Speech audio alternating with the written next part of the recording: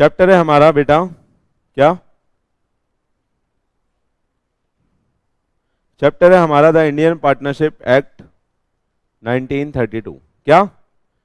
Indian partnership act 1932। आपने partnership पढ़ा हुआ है, आपको पता होगा, ये पढ़ा है आपने ट्वेल्थ में। ट्वेल्थ में आपने जितने भी क्वेश्चन करे हैं, क्या क्या करते थे? एडमिशन, रिटायरमेंट, डेथ, है ना, और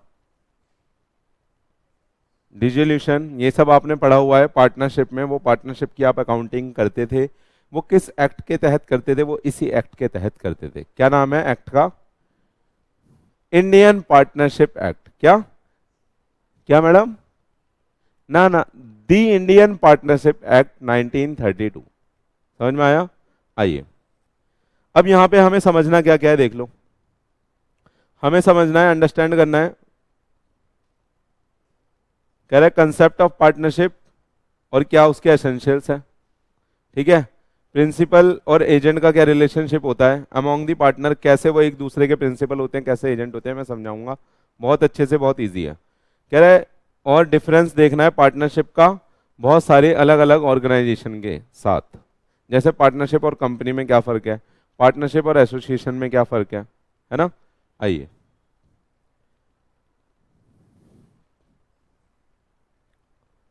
सबसे पहले कह रहा है जनरल नेचर ऑफ पार्टनरशिप। इसमें आपको समझना है व्हाट इज पार्टनरशिप, है ना, उसके क्या एसेंशियल हैं, क्या ट्रू टेस्ट है, कैसे हम जानेंगे कि ये जो ऑर्गेनाइजेशन है हमारी ये पार्टनरशिप है, ये जो फ्रेमवर्क है ये पार्टनरशिप है, हम कैसे जानेंगे, है ना। वो इससे समझोगे आप ट्रू टेस्ट ऑफ पार्टनरशिप क्या है। फिर हमें डिफरेंस पढ़ना है ज्वाइंट स्टॉक कंपनी से, क्लब से, एचयूएफ से, को ओनरशिप से और एसोसिएशन से। ठीक है, और फिर हमने इस चैप्टर में पढ़ना है टाइप्स ऑफ पार्टनर्स किस किस तरह के होते हैं। जैसे आपने पढ़ा होगा बचपन में active partner, dormant partner, sleeping partner, पढ़ा है ना, वही सब यहाँ पे पढ़ने का है। चले आगे, आइए तो सबसे पहले स्टार्ट करेंगे पार्टनरशिप का मतलब क्या है, बोलो, पता है आपको? पार्टनरशिप का मतलब पता है आपको? हाँ, तो सबसे पहले स्टार्ट करेंगे definition of partnership, partner, firm and firm name.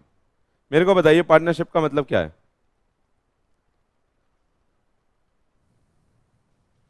Sir अगर मैं अकेले काम करता हूं तो उसको क्या बोलते हैं? Sole proprietor. और अगर दो या तीन लोग साथ में मिलके काम करते हैं तो उसको क्या बोलते हैं? जरूरी नहीं कि हम उसको पार्टनरशिप बोलेंगे। पार्टनरशिप बोलने के लिए वहां पे जरूरी है क्या? दो या दो से ज्यादा लोगों का मिलना, साथ में एक बिजनेस करना, और बिजनेस का जो मोटिव है वो प्रॉफिट के लिए होना चाहिए। बिजनेस का जो मोटिव है वो प्रॉफिट के लिए होना चाहिए, यानी हम जो मिले हैं साथ मिलके जो काम कर रहे हैं वो किस लिए कर रहे हैं? प्रॉफिट कमाने के लिए। और उस प्रॉफिट को अगर हम शेयर कर रहे हैं आपस में तो हम क्या कहलाएंगे? एक पार्टनरशिप फर्म। समझ में आया? अगर हम तीन लोग मिलके, सुनिएगा, हम तीन लोग मिलके एक एसोसिएशन चला रहे हैं और वहां पे हमने जो ये एसोसिएशन चलाई है ये स्पोर्ट्स को बढ़ावा देने के लिए चलाई है और हमारा यहाँ पे कोई प्रॉफिट मोटिव नहीं है, तो क्या इसको पार्टनरशिप बोलेंगे? Answer is no. समझ में आ रहा है? तो पार्टनरशिप के लिए क्या जरूरी है, बोलो? दो या दो से ज्यादा लोग बिजनेस करेंगे, प्रॉफिट मोटिव होगा, उसको शेयर करेंगे, तो हम उसको बोल देंगे क्या है? ये पार्टनरशिप है। अभी मैं डिटेल में बताऊंगा। एक कंसेप्ट है म्यूचुअल एजेंसी का। किसका? म्यूचुअल एजेंसी का। वो जरूरी होना चाहिए, वो जरूरी होना चाहिए एक पार्टनरशिप के अंदर, वो मैं समझाऊंगा डिटेल में। अभी के लिए बस आप इतना समझो, क्या दो या दो से ज्यादा लोग एक साथ मिलकर काम करेंगे ऑल टुगेदर प्रॉफिट मोटिव के लिए, बिजनेस कैरी ऑन करेंगे और प्रॉफिट को शेयर करेंगे, तो वो पार्टनरशिप हो जाएगी। सही है? और उसमें जो लोग अलग अलग इंडिविजुअली क्या कहलाएंगे? अगर मैं इसको बोलूं ये कौन है और ये कौन है और ये कौन है, आप क्या बोलोगे? सब तीनों लोग पार्टनर हैं। अगर इनको कलेक्टिवली मैं बुलाऊं, इन तीनों को जोड़ के मेरे को एक नाम बोलना है, तो क्या बोलूंगा मैं? फर्म। अगर मैं अपनी पार्टनरशिप का कोई नाम रखूंगा तो मैं क्या बोलूंगा? ये मेरी फर्म का नाम है। और फर्म नेम आपको पता ही है, फर्म नेम जैसे हमारा है वीपी एसोसिएट्स, है ना, आपको पता ही है, देखा होगा आपने बोर्ड उस वाले ऑफिस में। चले आगे, पढ़ के देख लें, समझा दिया मैंने, पढ़ के देखें। देखिएगा, partnership is a relation between the person who have agree to share the profit for a business carried on by all or any of them acting for all. ये कौन सा गाना था सर? सुनिएगा, इस लाइन को दोबारा पढ़िएगा। कह रहा है carried on by all or any of them acting for all. इसी को बोलते हैं बेटा कंसेप्ट ऑफ म्यूचुअल एजेंसी। इसी को बोलते हैं कंसेप्ट ऑफ म्यूचुअल एजेंसी। इसका मतलब है या तो आप साथ मिलके काम कर लो या कोई एक अकेला सबके बिहाफ पे काम कर लेगा, तो उसको क्या बोलते हैं? Concept of mutual agency. जैसे मैं अभी पढ़ा रहा हूं आपको, मैं किसके बिहाफ पे पढ़ा रहा हूं? पी आनंद के बिहाफ पे पढ़ा रहा हूं। यहाँ पे कल को कोई दूसरे टीचर पढ़ाएंगे, प्रसन्नजीत सर पढ़ाएंगे, नीरज सर पढ़ाएंगे, तो वो किसके बिहाफ पे पढ़ा रहे होंगे? उस वक्त पी आनंद के बिहाफ पे पढ़ा रहे होंगे। और वो किसके लिए काम कर रहे हैं? पूरी फर्म के लिए। मैं ये काम कर रहा हूँ किसके लिए कर रहा हूँ? पी आनंद के लिए कर रहा हूँ, पूरी फर्म के लिए काम कर रहे हैं। तो कैरिड ऑन बाय ऑल, या तो सारे मिलके चलाएं, और any of them acting for all. इस लाइन को ही बोला जाता है concept of mutual agency. Mutual agency का मतलब होता है या तो मिलके साथ में काम कर लो, दोनों टीचर एक साथ पढ़ा लो, या अलग अलग पढ़ा लो, अलग अलग टाइम पे पढ़ा लो, लेकिन जो भी काम होगा वो for the behalf of the firm होगा। क्लियर है? अब सुनिएगा, थोड़ी सी चीरफाड़ करते हैं इसकी। क्या अगर प्रॉफिट की जगह लॉस होगा तो क्या लॉस को भी वहां पे शेयर करना जरूरी है? हाँ, is it compulsory to share the losses? हाँ, मैं तो एक्ट के हिसाब से पूछ रहा हूं आपसे, बोलो। आंसर इज नो, क्योंकि यहां पे क्या लिखा है देखो, who have agree to share the loss नहीं लिखा, सिर्फ प्रॉफिट्स लिखा है। यानी लॉस को शेयर करना जरूरी नहीं है, मैंडेटरी नहीं है। यानी कि लॉस कोई एक बंदा भी बियर कर सकता है, वो बोलेगा सारा लॉस मैं बियर करूंगा, सब में नहीं बटेगा तो वो बियर करेगा। लेकिन क्या कोई एक बंदा ये बोल सकता है सारा प्रॉफिट मैं रखूंगा? Answer is no. तो हम उसको पार्टनरशिप नहीं बोलेंगे। समझ में आ रहा है आपको? तो पार्टनरशिप होने के लिए प्रॉफिट की शेयरिंग होना ज्यादा जरूरी है, लॉस की शेयरिंग कंपलसरी नहीं है। डीड में प्रोवाइड कर दी तो you can share the losses also. आ रहा है? आ रहा है या नहीं आ रहा? चले आगे, आइए। कह रहे person who have enter into the partnership with one another are called individually, क्या पढ़ा दिया? Collectively, under, and the name under which their business is carried on, firm name. जैसे हमारा क्या है, ये हमारी फर्म का नाम है और ये हमारी कोचिंग वाली फर्म का नाम है। सही है? चलें आगे, आइए। अब एलिमेंट्स देख लें, चीर फाड़ कर ली, समझ में आ गया ये पार्टनरशिप क्या होता है? डेफिनेशन लिख दोगे, क्या होता है बताओ? बोलो बोलो बोलो। Partnership in relation to person who have agree to share the profit of a business carried on by all or any of them acting for all. बोलो यार, आ रहा है? चले आगे, आइए। एलिमेंट ऑफ पार्टनरशिप पढ़ लीजिए बेटा। एलिमेंट बहुत इजी है। कह रहा है एलिमेंट ऑफ पार्टनरशिप, कह रहा है partnership is an association of two और मोर पर्सन। तो क्या यहां मैं लिख सकता हूं वन पर्सन? ये लिख सकता हूं कि पार्टनरशिप एसोसिएशन है एक पर्सन की? नहीं लिख सकता, क्योंकि वो पार्टनरशिप कहलाएगी नहीं। यानी पार्टनरशिप करने के लिए मिनिमम दो या दो से ज्यादा व्यक्ति चाहिए।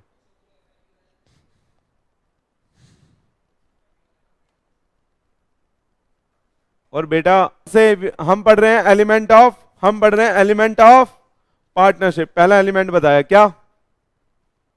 दो को आदमी चाहिए। पहला क्या? दो लोग चाहिए। क्या दो से कम लोगों में पार्टनरशिप हो सकती है? हाँ, शादी आजकल हो रही है लेकिन पार्टनरशिप नहीं हो सकती। आजकल लोग, वो सोल मैरिज हो रही है ना, अपने आप से भी हो जा रही है शीशे में देख के। आइए अगला, the partnership must be a result of agreement entered into bye all person concern. यानी वहां पे एक एग्रीमेंट में आना जरूरी है। यानी जो लोग पार्टनरशिप में आ रहे हैं, जो फर्म बना रहे हैं, जो फर्म बनेगी वो थ्रू एक एग्रीमेंट के बनेगी, है ना? एग्रीमेंट क्या ओरल भी हो सकता है सर? हाँ हो सकता है, जरूरी नहीं कि उसको आप रजिस्टर करें, ओरल भी हो सकता है। क्लियर है? दो एलिमेंट बताए, पहला क्या, दो या दो से ज्यादा पर्सन, दूसरा क्या, एग्रीमेंट होना चाहिए, तीसरा देखिए partnership is organize to carry on some. अगर वहां पे आप बिजनेस नहीं कर रहे होगे तो उस ऑर्गेनाइजेशन को हम पार्टनरशिप फर्म नहीं बोलेंगे। यानी अगर पार्टनरशिप फर्म आपको अपनी ऑर्गेनाइजेशन को बुलवाना है तो आपको कुछ बिजनेस करना पड़ेगा, और सिर्फ बिजनेस करना ही काफी नहीं है, वहां पे एक एग्रीमेंट होना चाहिए to share the profit of the business. तो चौथा एलिमेंट क्या है, शेयर करना प्रॉफिट को। लास्ट देखिए और सबसे ज्यादा इंपॉर्टेंट, कह रहा है the business must be carried on by all any of them acting for all. इसका मतलब क्या है, म्यूचुअल एजेंसी, यानी वहां पे कोई एक बंदा भी पूरी फर्म के बिहाफ पे काम कर सकता है या सब मिलके कर सकते हैं। तो इसको क्या बोलोगे, म्यूचुअल एजेंसी इसको बोला जाता है। एक साथ मेरे साथ, एक बार मेरे साथ गाना गाइए, carried on by all or any of them acting for all. ये क्या है, म्यूचुअल एजेंसी का कंसेप्ट है। चले आगे, आ गया इतना, आइए ये सब घर से पढ़ लोगे डिटेल में।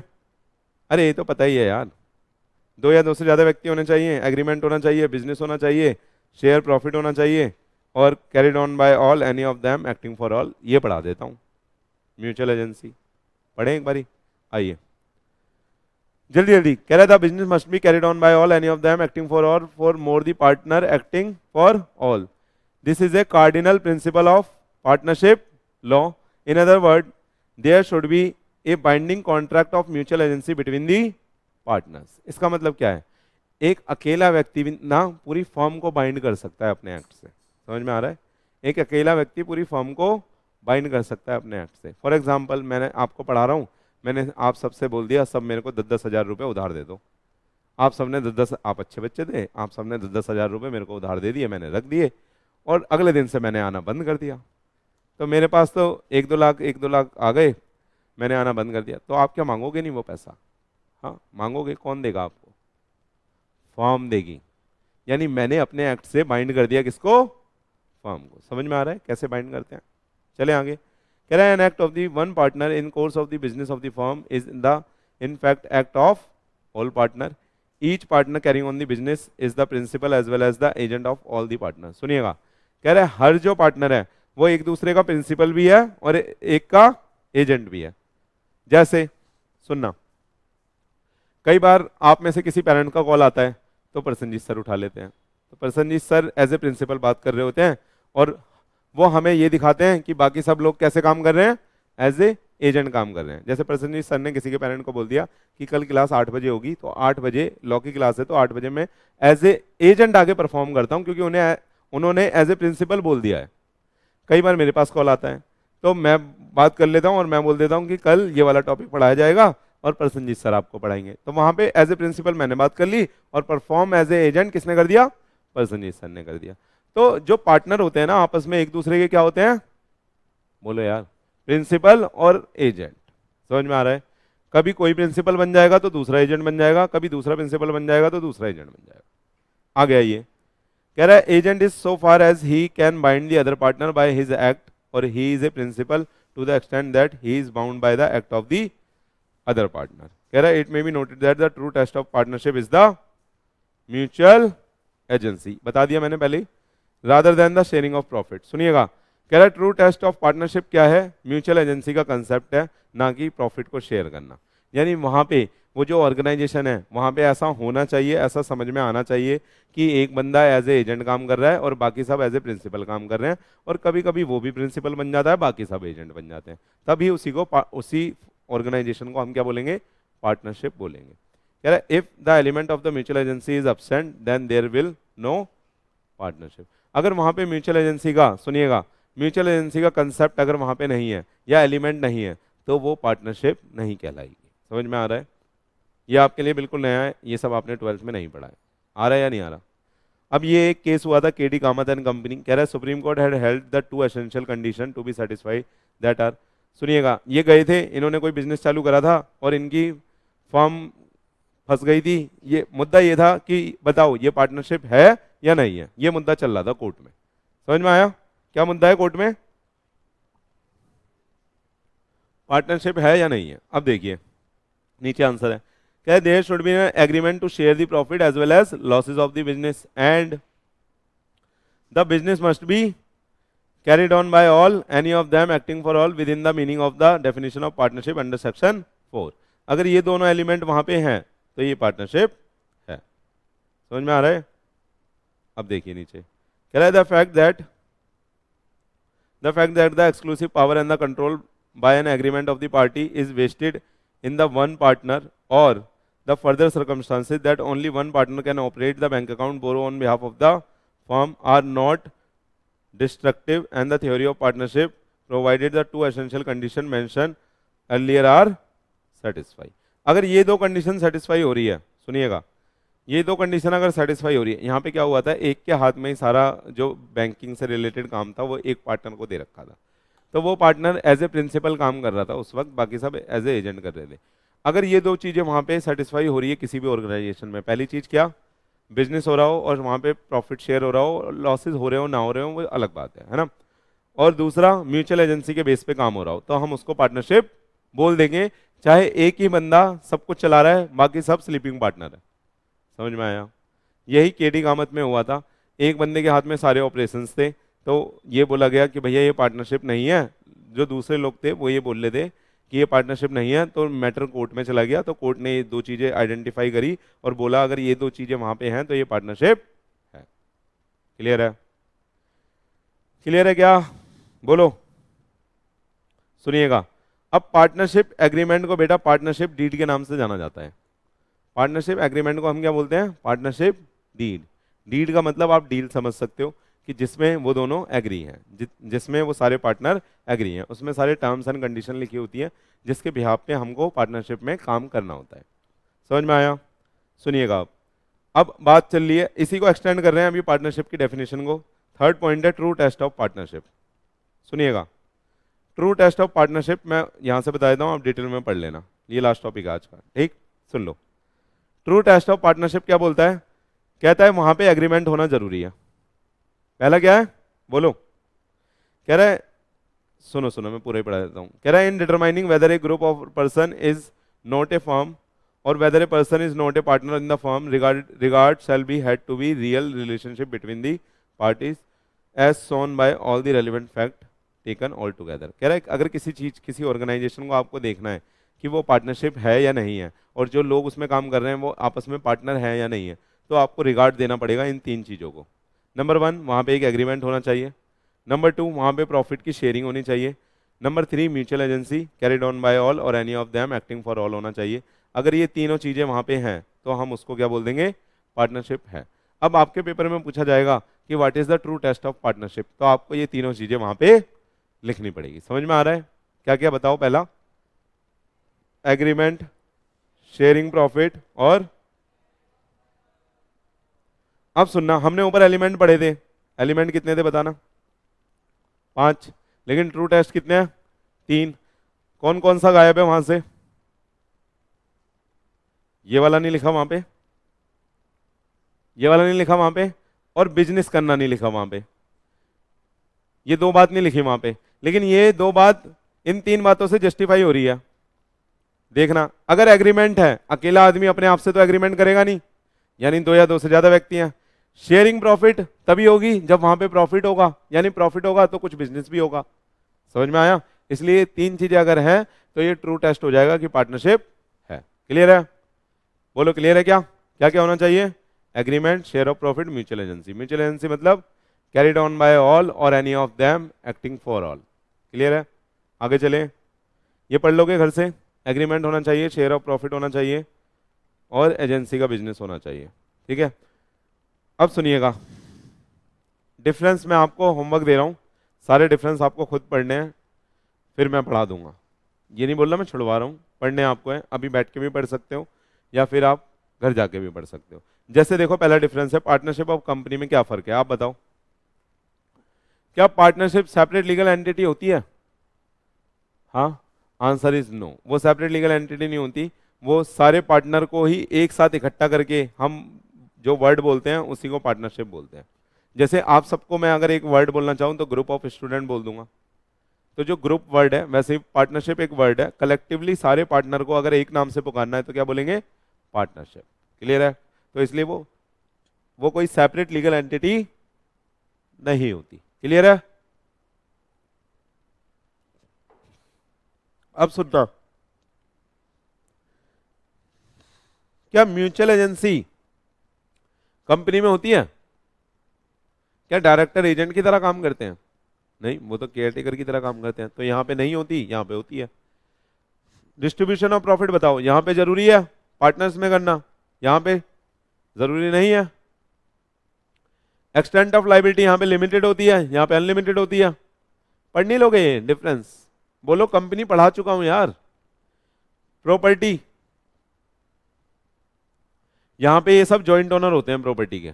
जो पार्टनरशिप में जितनी भी प्रॉपर्टी होती है, याद करो जब डिजोल्यूशन होता है सब में बंटता है सब कुछ। रियलाइजेशन अकाउंट बनाते हो, उसमें से जो प्रॉफिट लॉस होता है वो बांट देते हो, सब में बंटता है ना। यहाँ पे ऑनर एक, यहाँ पे कंपनी एक सेपरेट फॉर्म होती है, उसी के नाम पे सब कुछ होता है। ट्रांसफर ऑफ शेयर, बोलो यहाँ पे बिना कंसेंट के ट्रांसफर नहीं कर सकते, लेकिन यहाँ पे अगर पब्लिक कंपनी या लिस्टेड कंपनी है फ्री ट्रांसफर है। बोलो यार, आ रहा है? मैनेजमेंट, बोलो बोलो बोलो। यहाँ पे सारे के सारे पार्टनर एंटाइटल हैं पार्टिसिपेट करने के लिए मैनेजमेंट में। यहाँ पे डायरेक्टर मैनेज करता है, मेंबर एंटाइटल नहीं होते, लेकिन कुछ कुछ डिसीजन मेंबर से पूछ के लिए जाते हैं, बात करी थी हमने।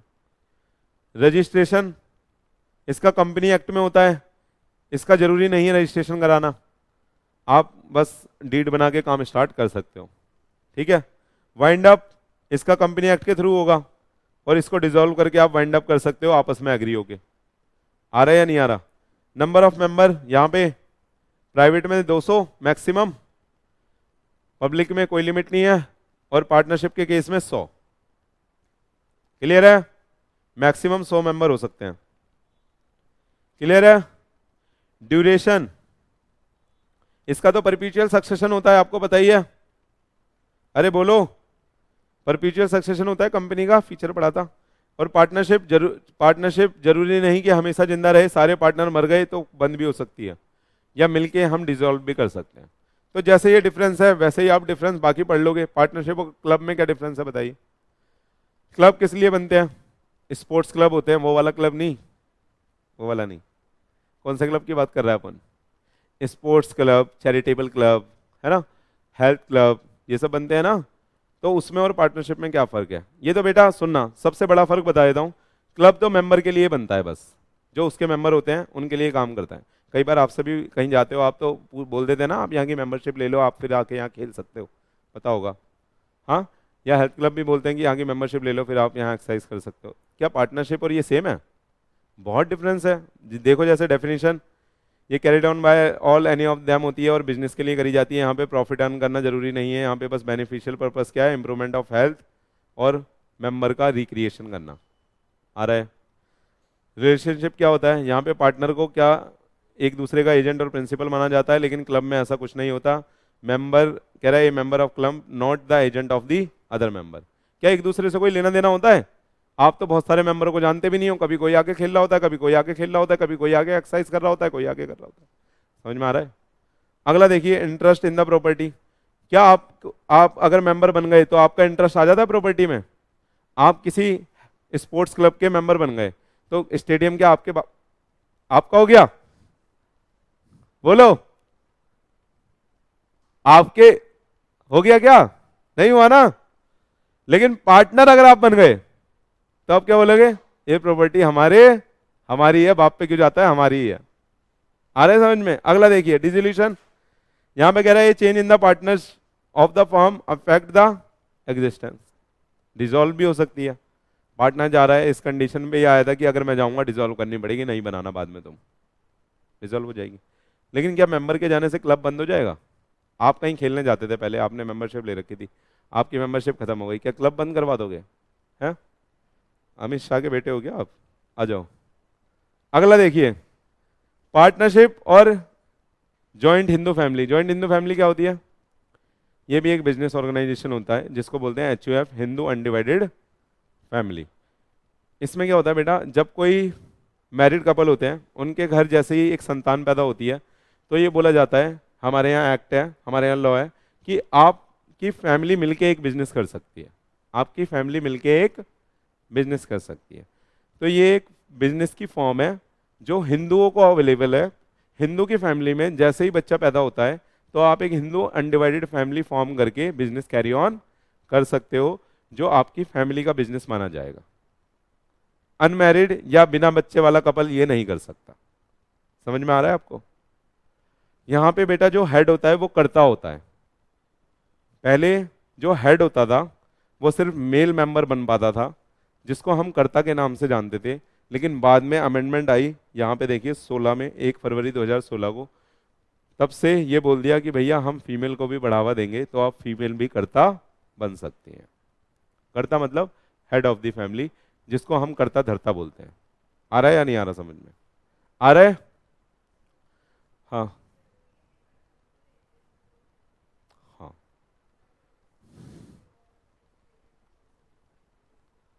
मोस्ट एल्डर पर्सन बनता है। अब आप बोलोगे मोस्ट एल्डर, जैसे आपकी फैमिली है, आपका एक हस्बैंड होगा, छोटे छोटे बच्चे होंगे, ठीक है, तो जो एल्डर होगा उसमें से हस्बैंड ही होगा, तो हस्बैंड कर्ता कर्ता बन जाएगा। आप बोलो कि मेरे पापा को बना दो या उसके पापा को बना दे, तो नहीं बना सकते, क्योंकि उनकी तो अपनी एचयूएफ होगी। नहीं समझे? एक फैमिली उसको बोला जाता है, मियाँ बीबी बच्चे। समझ में आ रहा है? ये नहीं बोला घर वालों को छोड़ देना, लेकिन यहाँ एक्ट में ये बोला गया है। देखो, partnership is the created necessarily by an agreement, और देखना, the right in the joint family is created by the status means the creation of birth in the family. आप किसी फैमिली में बर्थ ले लोगे, आप छोटे बच्चे हो, तो आप अपने मम्मी पापा के एचयूएफ के मेंबर बन गए। समझ में आया?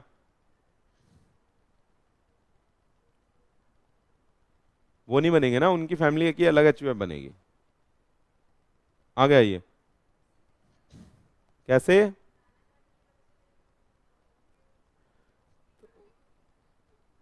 आपके जो नाना नानी हैं उनकी एचयूएफ होगी, उसमें आपकी मम्मी मेंबर होगी। जब आपकी मम्मी की शादी हो जाएगी तो वो हट जाएंगी वहां से, तो फिर वो हस्बैंड के साथ आ गई। अब हस्बैंड का जब बच्चा पैदा होगा वो अपनी एचयूएफ बना लेगा। समझ में आया? हस्बैंड मतलब पापा। आ जाओ। Death of the partner ordinarily lead to an dissolution of the partnership, लेकिन death of the member in the HUF undivided family does not give rise to the dissolution of the family business. ठीक है? अगर कोई member की unfortunately death हो जाती है तो उसकी वजह से बेटा आपकी एचयूएफ बंद नहीं होगी, फैमिली बिजनेस चलता जाएगा। कह रहे हैं ऑल पार्टनर यहाँ पे इक्वली अनटाइटल होते हैं पार्टिसिपेट करने के लिए, यहाँ पे कर्ता सब कुछ संभालेगा, बाकी मेंबर जो होंगे वो उसके हिसाब से चलेंगे। ठीक है? बाकी आप पढ़ लेना जो डिफरेंस है। ठीक है? ये सारे डिफरेंस आप पढ़ लेना, हम डिस्कस करेंगे, लेट हो रहे हैं, वहाँ पे जाना जरूरी है। ठीक है? चलो, बाकी डिफरेंस बेटा आपका होमवर्क है, आप पढ़ लेना थोड़ा सा। पार्टनर